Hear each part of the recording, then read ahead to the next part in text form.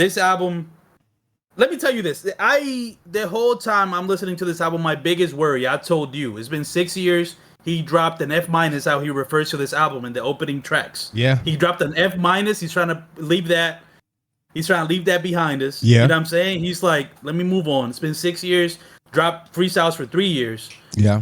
I thought the best case scenario for this album would have been just like, bro, just stick to raps. Yeah. Right? Just stick to raps. Just rap, bro. You're good at just rapping. I agree. My biggest fear was that he was gonna go big on this album because at this point I don't know if he still had it in him to make a huge album, to make a real fucking rap album. I was scared. I don't know, bro. It like the risk you may take by making a 17-track album, which this is too great.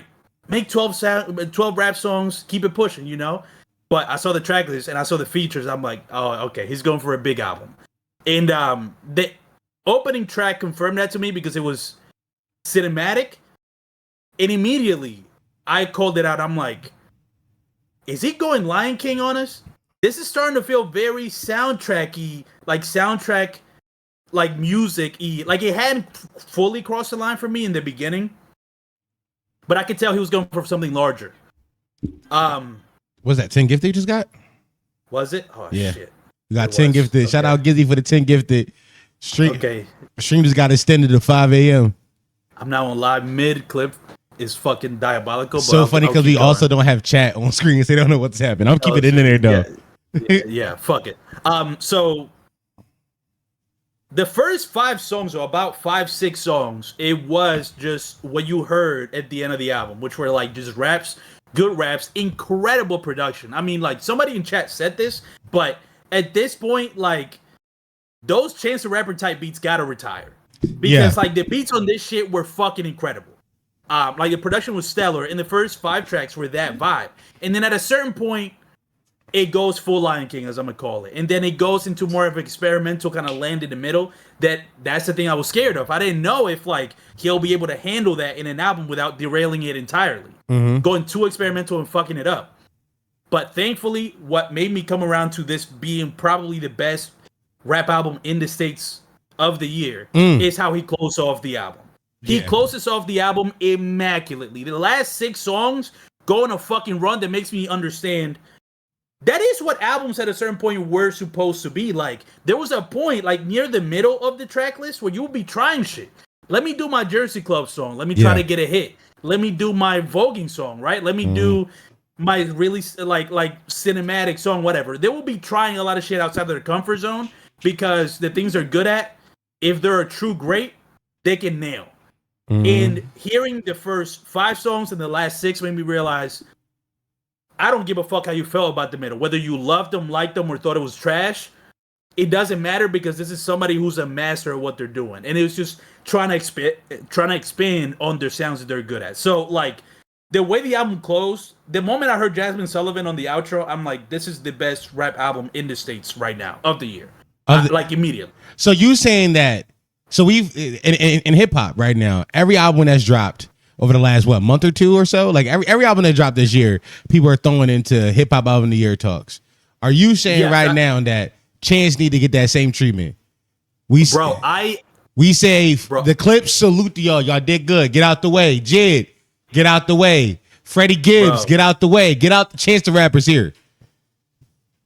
Yeah, bro. It's so clear to me that he needs album of the year contention, and I wonder if he doesn't get it, what would be the reason? And the closest thing I can come up with is lack of prestige. What you mean by that? Prestige is this idea of, like, the perfect package on a rap album. Something that is grander than what it may appear. Something that makes it feel important, right? I think something with the Jid album that he himself tried to describe to the album was this idea. It's a huge album, right? Same thing with the Clips album. Like, we're going on this press run. This is the most important moment in hip-hop. Fuck the music. It was already set up to be the most important moment of the way it was presented. And I think that's where the prestige comes in. I think this album, because it's been 6 years since Chance dropped an album, you know, it wasn't good. He's mostly been doing freestyles. He's been out of the spotlight for a while. That would be the determining factor if this album doesn't get the attention it deserves, is if It will be because there is no prestige with this album. It's Hold on. especially in the first half and second half, very humble approach of like, I'm just gonna rap. So like that would be the only reason, because like there's songs like, let's say, Letters. Let me get specific, right? The song Letters, which is probably the most quote unquote radical, which is like, even that puts it in certain light that you might be disappointed by. If you hear it, you're like, oh, this is kind of basic. But compared to any other mainstream release this year, that album, that song, Letters, was probably the most radical song we've gotten from a mainstream release in hip hop. So was that the one where you're talking about the church, right? Yeah. I heard some of the raps in there. Now, as somebody who thinks that the black church has done a lot more harm than good for the black community, I love that Chance, who's been a devout Christian throughout his whole career, is calling that shit out. That's big. That's something that needs to be talked about. Now, I do think it's too radical. I do think Black America and Black people, period, still do have an attachment to the church that they are not willing to let go. They're not willing to let go. But I do think it's good that we are getting a hip hop album that is being radical, even in small doses. That's good. Bro, in this album, this is what I'm saying. Like, not only is that song like a highlight, you get goosebumps when you listen to it. There's other songs that are like watershed moments in this album. But I think the most important part to me, it does the thing that I feel like we often talk about a lot of hip hop albums don't do. It tries to bring a lot of elements together. There's a song in there with Baby Chief Do It, which is a Chicago rapper right now who's like 18, 19. Yeah, he's a kid. You know, there's a meme. Yeah, he's really young. He's in there. There's a song that's supposed to be a hit that I showed you with like Young Thug and Atia Karim, which gives me a little bit almost like sexy drill drums they got, but it's not that quite vibe, but it's like the stomps. Plus a radical song about the black church, plus like a beautiful song about missing his ex, plus a great outro about just wrapping this entire album together. Now listen, those I haven't done a full knowledge yet, but those last four that I heard, different. It's the standard. This is why I'm separating into three sections. I think it's the beginning, middle, and end. I think the middle is where he gets the most experimental. But if you like the last 6 songs, the last 4 songs, whatever, that's the vibe you get in the beginning. So that comprises like easily 12 out of the 17 tracks. I will say this though about Chance the Rapper. I do think that the Big Day tainted his legacy more than we realize, because listen to this album, you forget how great of a rapper he is. Like, you forgot. Yeah. Like, I didn't forget. Yeah. I didn't forget it. Chance, he's my GOAT. Niggas know how me and Chance get down. But I do think that a lot of people forgot like how good his pen is, and he shows and prove why he's the guy. Like, I don't think nobody does like that. I'm gonna call it. I'm gonna call it what I call it when I do it. The Run on Sins flow better than him. Nobody does that. Yeah. Like, I'm just flipping words over and over, and like but it's like, come over to come. What's the one bar he said? He said catch me mid fall, like mid September, like you. And September, yeah, no, he's like that. Yeah, he said catch you mid fall, like September, and then just that's a punchline that a lot of rappers would have sat in, and he just kept rhyming. Like, niggas forget how good that pen is. Like, that's not easy to do, and I do think that should be recognized. Listen, last week we talked about that Jid album and the fast rap flow, and earlier this week on patreon.com/PottyMouth we talked about Wabbity Dabbity rappers. I think Chance might be the ultimate Wabbity Dabbity, but this album, from what I heard, leaned in a little bit more like slick talk. It was slick talkish. It was like, because I think that, you know, we talk the slick talk guys, that we like the Drakes and the Hoes and those kind of guys. It leaned like he gets some shit off in this motherfucker. He's saying some shit. It's definitely there's a lot of it's a little bit of everything, which is again what I love. Like, there's definitely some slick talk. There's some personal talk, right, about just his life. There's some like social talk, like he has bigger issues on his mind. He kind of tries it all, but the benefit for Chance is that you're right. We forgot how good he was, and you're like, he's great. So he is able to do these things that a lot of rappers, without saying names, try to achieve, but they don't have the skill level to match the attempt. I feel like Chance has the skill level we've all forgotten, and hopefully people get reminded through this album. Yeah. There's a fuck ice bar in there I didn't show you. There's like a, I call my chain fuck ice, which is like the most political thing any rapper has said this year. It's like, you see what I'm saying? Do you think that hip hop Twitter is going to talk about this the way they should, and if they don't, what how do we get the glaze out there? Is the bigger question. Like we just gotta beat the drum that Chance is back. I think that's the easiest narrative that I think maybe carries this album into relevancy is this idea of like the ultimate comeback story. Because again, let's not forget, like that album sucked and he was gone for 6 years. His fucking marriage ended. Like shit got bad for him. I mean, like his whole shit life got wicked for upended. guys. Shit got wicked. He wasn't selling tickets. Like it got bad. But I do think the narrative, I think the narrative is what needs to be sold to people. It's like Chance is back and better than ever. Like if you liked him at any point in the 2010s, just know he sounds great in the big 25, which is another thing I was scared of. Like how would it sound? But it's like when you're a great rapper, you can fit in any era, realistically. So I'm reading the timeline just off a quick glance.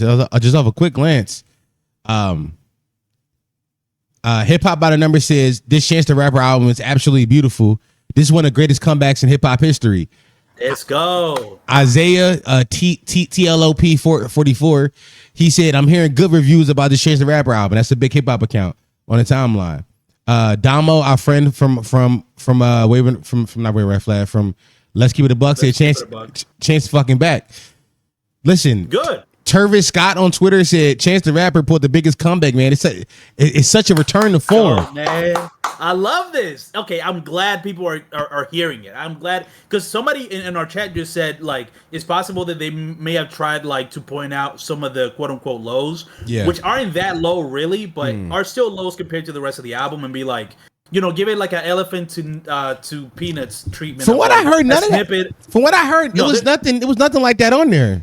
No, there's something that bad, but I mean the thing of like trying to get like a clip off or like, you know, a meme of like, yo, what is Chance doing, and shows like a little part of him trying some shit. I'm telling you, the Vogue song is gonna be the closest they get to like. It's not gonna be a long time before they make the "I Like Pretty Girls" comparison, which is gonna happen. I heard that. I'm like, yo, he really is Drake's biggest son. Like, I'm like, that middle part that we talk about, that you're telling me about, where he just trying shit. I'm like, that's what Drake does every album. He just tries shit. He just tries shit. That like it's him being Drake's biggest son. And if this is well known, he's been one of Drake's biggest sons. Yeah, he was. You know, if you let these big, the JBB said he was the next Drake. At some point, Joe Budden said he was next in 2019. Like, Expo said shit. The album has higher highs than Whitney singing high notes. So we're talking about some pretty good highs. Bro, there's some like goosebumps, like, oh shit. If we want to talk about moments, which people often talk about, there's not enough moments in hip hop. Yeah. We need to like look into this album. There's some great just moments of like a seasoned vet who's back and is as great as he's ever been in terms of rapping, making great music. This is what hip hop is. It's the epitome,